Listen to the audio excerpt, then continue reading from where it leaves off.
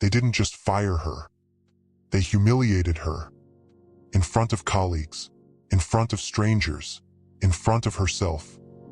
But here's the thing about being torn down in public. If you walk away with your head held high, they don't get to keep your dignity. You do. There was a woman who never raised her voice. She didn't take up much space in the office, didn't brag about her work, didn't play the politics, but her work spoke louder than anyone else's.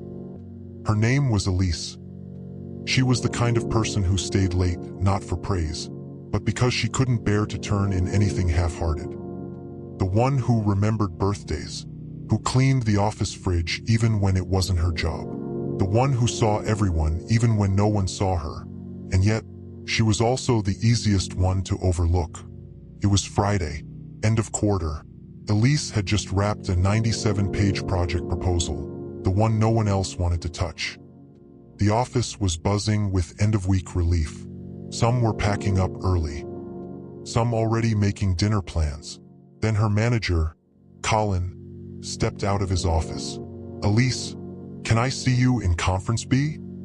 She grabbed her notebook and followed.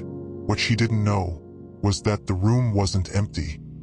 2 other department heads were already there, and the door stayed open. "Elise," Colin began, "after reviewing your performance and team feedback, we've decided to part ways with you, effective immediately." She blinked.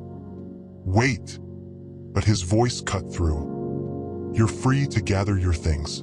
HR has been informed." No warning, no conversation, no closure, just like that.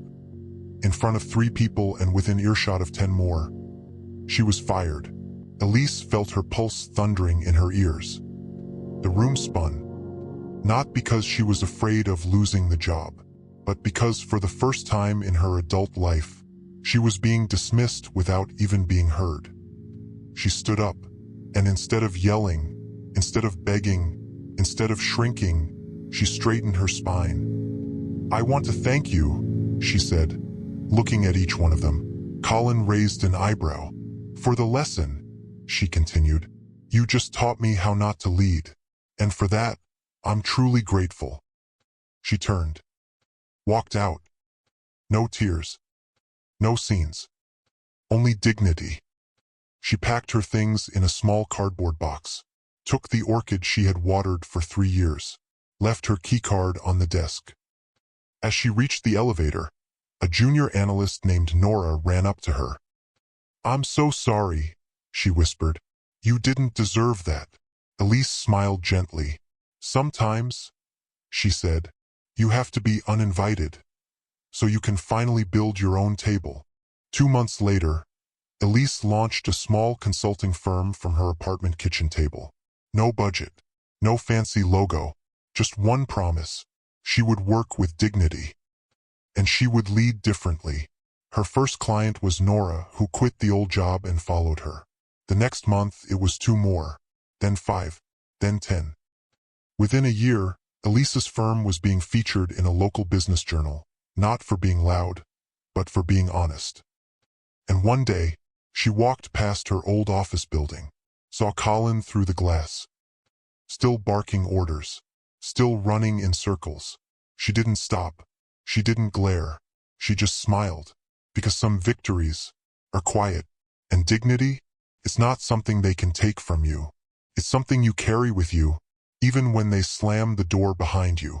If you've ever been dismissed, if you've ever been told you weren't worth the conversation, if someone tried to make you small in a room you helped build, let this be your reminder. Your worth was never in their approval. And your power doesn't need a title to speak. Drop a "I choose dignity" in the comments if this resonated with you.